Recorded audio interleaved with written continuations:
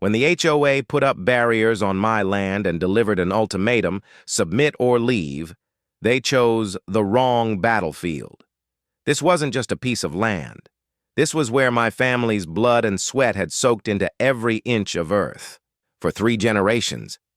And if they wanted to turn my land into a battleground, then I would turn it into a fortress and hand them the bill the moment they crossed the line. This isn't just a story about a property dispute. It's a battle for dignity, for freedom, and for what should never be sold for any price. There are some things in life that you simply can't put a price tag on, and for me, the 40-acre land on Old Timber Road was one of them. It wasn't just land. It was my family's flesh and blood, the place where my grandfather plowed each furrow with his bare hands, where my father planted thousands of oak trees each spring. The place where I grew up, running barefoot under the sun, my hands roughened from pulling the plow. This land was my life. I never thought the day would come when I would stand at the threshold of my own ranch, gripping the old wooden fence, and wonder if I could still hold on to it. Because that year, the HOA came. Not from some distant place. It was just the newly formed homeowners association from the shiny new development across the road. Those folks in white polo shirts, khaki pants, driving polished SUVs, smiling politely but always measuring, always judging with their eyes. Tut. First, I didn't care. I thought, if they want to set up rules for their new neighborhood, let them. I just want to live in peace on my land. I was wrong. I was dead wrong. They started with friendly letters, suggesting I should upgrade my fence to match the aesthetic of the community, hinting that my house could use a fresh coat of paint to harmonize with the surroundings, complaining that the smell of horse manure in the morning disrupts the residential experience. I ignored them.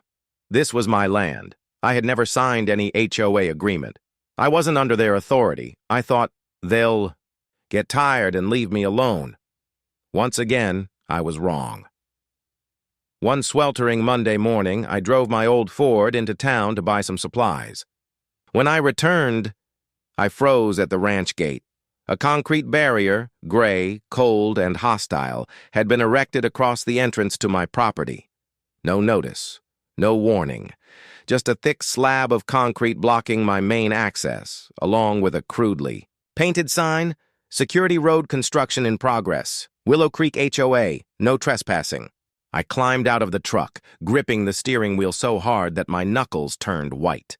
A cold fury rose within me, the kind of anger I hadn't felt since the day my grandfather passed away, my land, my family's labor, and now they dared to put up barricades, to block my access as if this place was their backyard. No permission, no legal paperwork. I stood there, dust swirling around my boots, the sun casting harsh, cracked shadows across the dry road.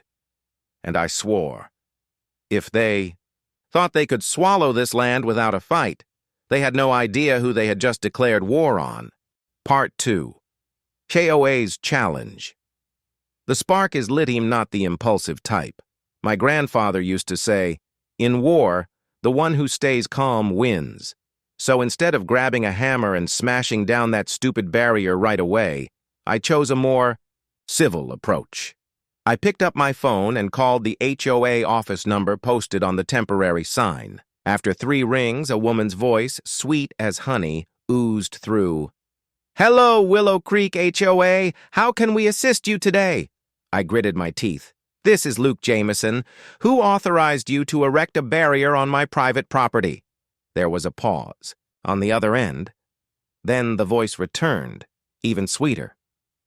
"We apologize, Mr. Jameson. According to the newly approved HOA development plan, the security road must run through that vacant lot to ensure internal traffic flow." I clenched the phone tighter. "That land is private property, and I never signed any agreement with the HOA. You have no authority there." Her voice dropped several degrees colder. "If you have concerns, please attend the HOA meeting this afternoon. Bring any relevant documentation." Then, click. She hung up without another word. That afternoon, I went to the HOA office, a small building. Exterior painted a glaring white, glass doors sparkling clean, and inside, slogans plastered everywhere, like someone had chewed them straight out of a marketing handbook. Community first, unity through order, clean yards, clean minds. I pushed open the door and stepped in. The room fell deathly silent. Several board members, all balding, pot-bellied men in matching polo shirts, turned to stare at me, a mix of curiosity and contempt flickering in their eyes.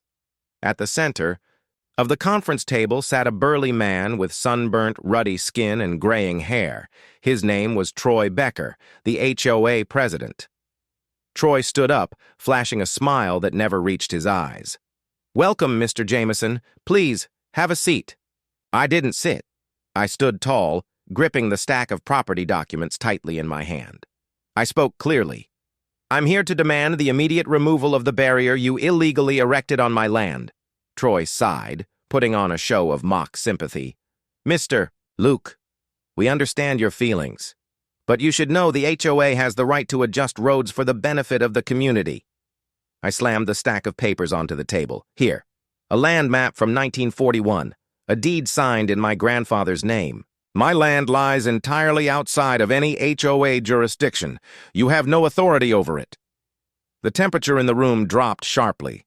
A board member wearing a yellow polo shirt spoke up, his tone carrying a clear threat. "If you don't cooperate, we'll find you daily for obstructing construction. A heavy fine, Mr. Jameson." Troy nodded, his smile thin as a razor's edge. "We don't want conflict. But if you continue to hinder community development, you will suffer the consequences." I felt my blood boiling up to my temples. "You illegally built a barrier on my land. You're threatening me with fines to coerce me into giving up ownership, and you think I'm just going to roll over like a lamb?" I leaned in close to Troy's face, speaking through clenched teeth. "You picked the wrong man to mess with, my friend. This isn't just a piece of dirt. This is my family's legacy. And I swear you will regret it." I turned and walked out, leaving behind a room filled with smug disdain and a flicker of fear they couldn't quite hide. I knew they wouldn't back down, and neither would I. That night I sat alone under the flickering light of an old oil lamp, piles of files, land deeds, and aged maps spread across the table. Documents my grandfather had carefully preserved for decades. Cigarette smoke hung thick in the air. Outside, the window. The night wind howled through the brittle oak trees. It was a cold night, a cold that seeped from the ground straight into the bones, but my head burned hotter than any fire. I turned over page after page, map after map, boundary drawings from 1941, the original land deed stamped by the county court during World War II. A rejection letter from 1987, where my grandfather had refused to sign over any part of the land for HOA incorporation. Each document was another nail driven deep into the foundation of my family's claim to this land. And then, buried among the crumbling papers, I found exactly what I needed. A letter, stamped in red ink from the Boone County Property Registrar's office, dated 1992. It stated clearly, "The property located at Old Timber Road, legally owned by the Jameson family, lies outside any municipal or HOA jurisdiction. Any intervention, modification, or use without the express written consent of the owner constitutes a violation of current law." I shot upright, gripping the letter so tightly the paper crackled in my hands. This was the silver bullet. They didn't just lack authority to block my land. Any action the HOA took on this property was a criminal offense. Trespassing, unlawful, seizure. I could even sue them for civil damages. I let out a harsh, broken laugh, the first genuine sound of relief I'd made in weeks. Those polo-shirted fools had no idea that every nail they hammered into that illegal barricade was another nail into their own legal coffin. The very next morning, I drove my old pickup straight to the office of Harold Whitmore, a veteran attorney known for having defended dozens of landowners against greedy HOAs.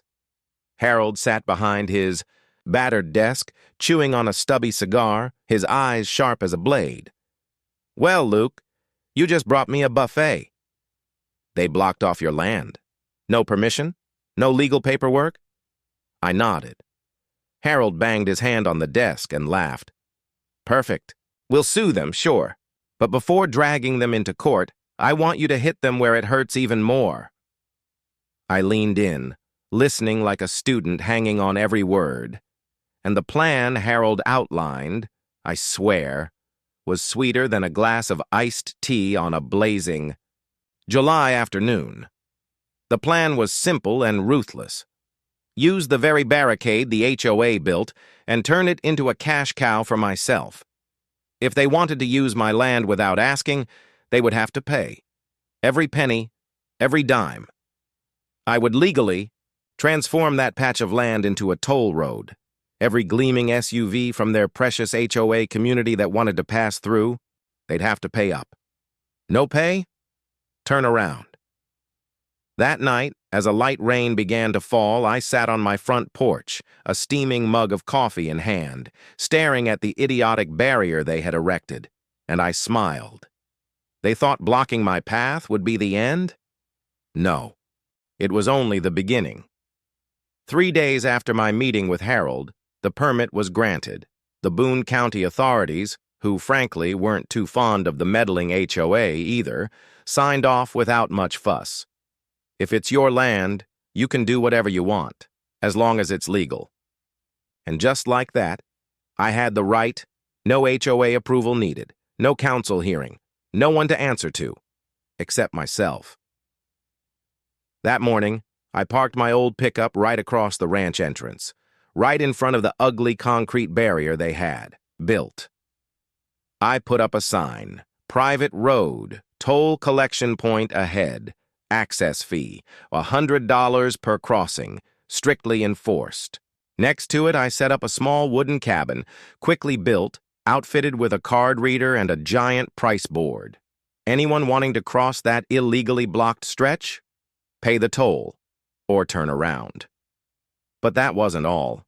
I hired Bobby Mills, the teenage kid who once helped me with night watch duty, as my toll booth manager. Old suit jacket, sunglasses, a makeshift cardboard name tag scrawled with Bobby, Toll Manager. I also installed a small 24/7 security camera right in front of the cabin. Anyone who argued, cursed, or tried to skip the fee would have their moment, immortalized on video, for court use if necessary. I wasn't just playing smart. I was playing clean. I was playing legal. That afternoon, the first act of the comedy unfolded.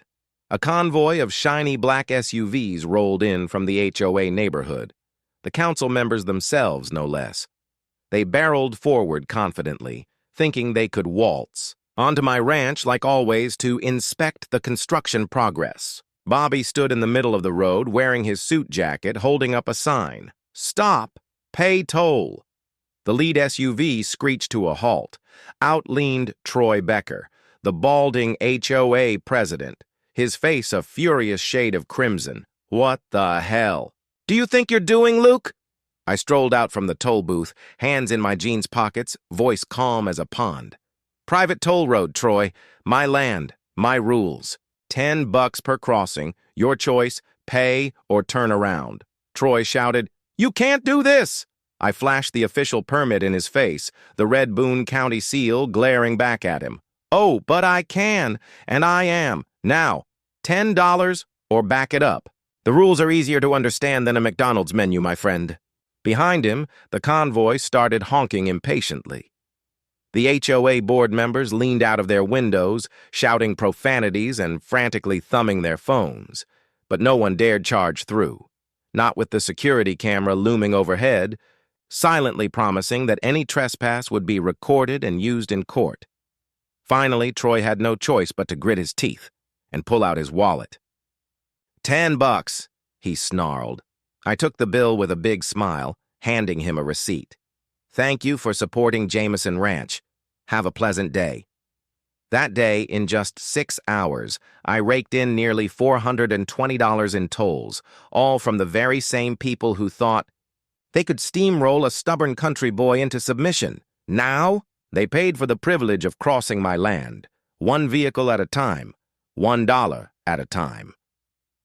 As the sun dipped below the horizon, I sat atop the toll booth, sipping a cold can of Coke, watching the line of HOA SUVs inch through like obedient sheep. And I thought to myself, you wanted to play dirty? Well then, better fatten up your wallets, you bastards. The real game has just begun. Within just a week of setting up the toll booth, the Willow Creek HOA was in complete chaos. Every single day, one by one, their million-dollar SUVs lined up, pulling out wallets, swiping cards, handing over cash, just to cross the land of the backwoods farmer they once sneered at. And every day I collected each $10 bill and each satisfying smug smile. But I knew damn well they weren't going to just roll over and take it. Right on cue, on the 8th day, I received a formal letter from the HOA. A full-blown ultimatum, 3 pages long, complete with official seals. In it, they demanded that I immediately dismantle the toll booth, cease all toll collection, and restore the community access road, or face internal disciplinary action and legal proceedings under community development regulations. I burst out laughing right there at the ranch gate when I read the final line. We request Mr. Jameson to comply with regulations set forth to maintain landscape unity and community order. Please note, resistance will not be tolerated. Tolerated? I flipped the letter over, grabbed a fat red marker, and wrote in huge letters, Request denied, private property, get lost.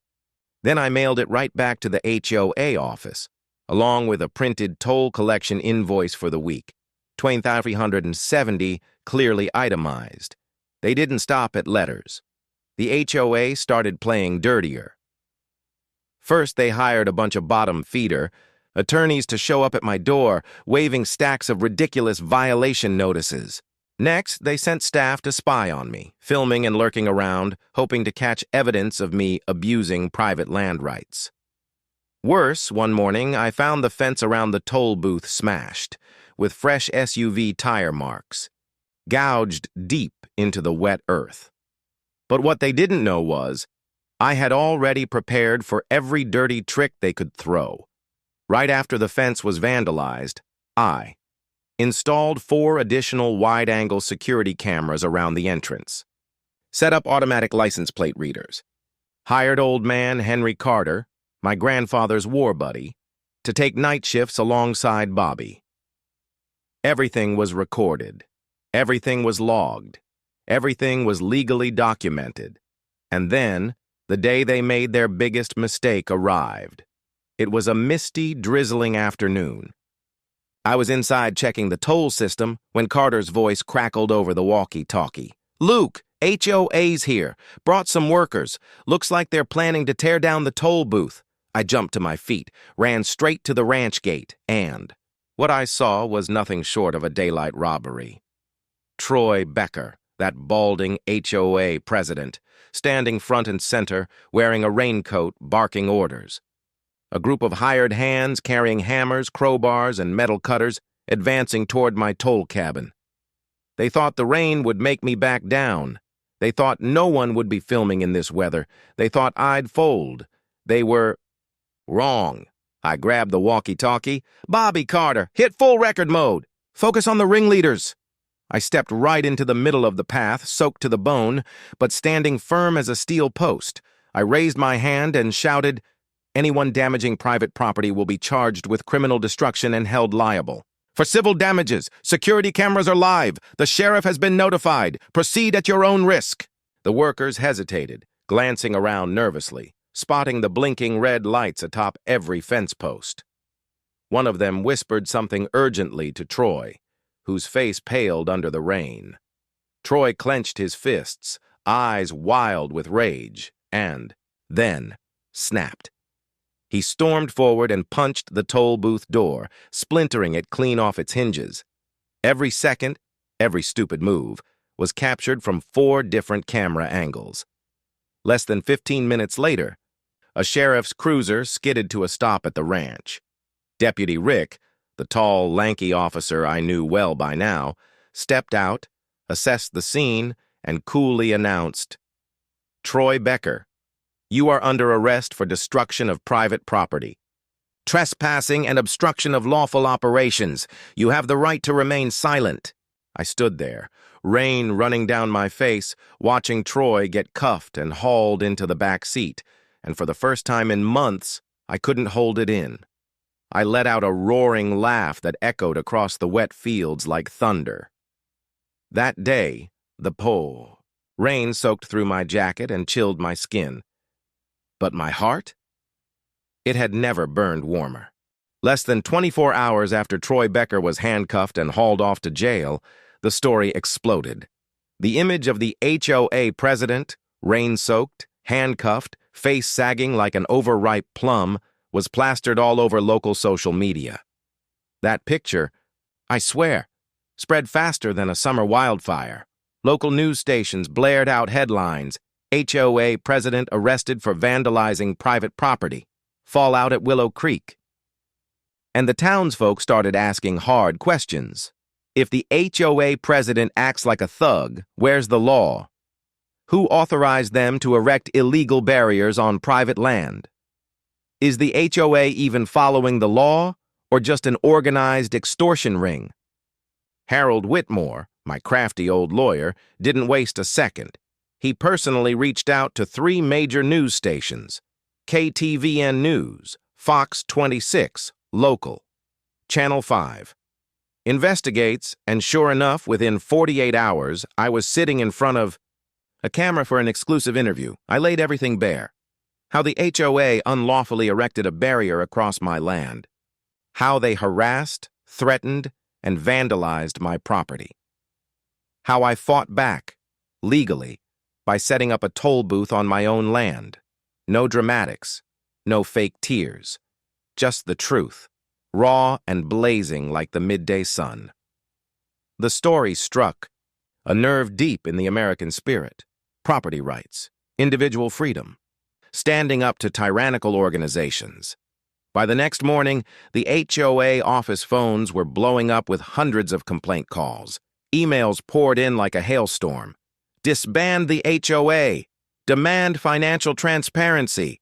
Compensate the residents. And it wasn't just the media breathing down their necks anymore. Law enforcement tightened the noose. The sheriff and county investigators expanded their inquiry. Internal HOA documents were seized. Bank accounts were frozen and audited. Meeting minutes were subpoenaed. And most damning, there was no construction permit whatsoever for the illegal barrier they had built. They had operated completely outside the law, arrogantly, thinking no one would have the guts to challenge them. But they forgot one thing. I'm not like the timid residents they were used to bullying. I'm a Jameson, descendant of men who bled to protect every inch of this land. The following week, 3 more HOA board members were subpoenaed. The one who forged the construction permits. The one who embezzled HOA funds for personal use. The one who threatened residents who dared to speak out. The media started dubbing it the fall of Willow Creek HOA, a tyranny toppled by one man and a ranch. And me? I kept collecting tolls at my booth, kept sipping my morning coffee, watching every shiny SUV that once sneered at me now pay to crawl across the land they once tried to steal. That evening, Carter, my old warhorse of a friend, sat beside me under the porch, tapping his beer can against the railing, chuckling. "See that, Luke? Sometimes all it takes is one man brave enough to say no, and a whole empire collapses." I nodded, eyes lifting toward the glittering, peaceful stars above. We had won, not with fists, not with dirty tricks, but with truth, with the law, and with a will that refused to bend. 3 weeks after the whole firestorm broke loose, Boone County held a public hearing. No closed doors, no hiding behind backroom deals, no quiet settlements in small chambers.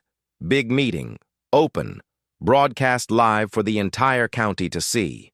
Sat in the front row, wearing a faded work shirt, boots still caked with dust from the fields. Beside me was Harold, my steel-tough lawyer, gripping a thick stack of case files. Across the room, Troy Becker, Jeff, Linda, and the remaining Willow Creek HOA board members sat huddled together, looking like school kids caught cheating on a final exam. When the judge entered, the entire room fell silent. The judge's voice rang out, firm and final, like hammering nails into a coffin. After reviewing all evidence, including acts of vandalism, trespass, misappropriation of HOA funds, document forgery, and civil intimidation, the Willow Creek HOA is hereby stripped of its legal status and permanently dissolved. Key members are banned from serving on any residential boards for the next 10 years. Remaining HOA assets will be liquidated to compensate the affected victims. The big courtroom erupted in applause, not polite claps, but thunderous stadium-roaring applause, the kind you hear when the home team scores in the final seconds. I locked eyes with Troy, the man who once thought he could bulldoze me into submission with a concrete wall. He wasn't a president anymore.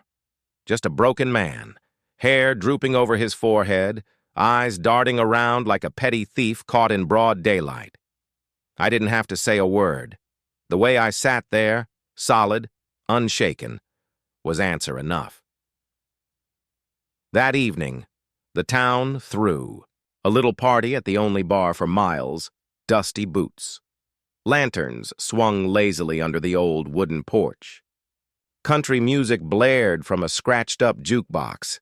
The smell of smoked brisket and fresh-baked pies filled the air. I sat with Carter, Bobby Mills, Mrs. Jenkins, all the folks who had stood shoulder to shoulder with me through the darkest days. We swapped jokes, rehashed every crazy moment, and doubled over laughing at the memory of Troy getting face-planted onto the sheriff's cruiser hood. Someone, maybe Mrs. Jenkins, raised her glass. To Luke Jameson, the man who taught them all a lesson about courage and loyalty. A roar of cheers shook the dusty rafters of Dusty Boots. I just smiled, awkwardly, but with pride. Not because I loved the spotlight, not because I wanted to be a hero, but because I had kept my promise, a promise to my grandfather, a promise to myself. No one, no organization, has the right to trample on land soaked in the blood and sweat of generations. Later that night, I drove back to the ranch. The gates swing open wide, no more stupid barricades in sight. The night breeze carried the sweet mix of dry grass and damp earth across the fields.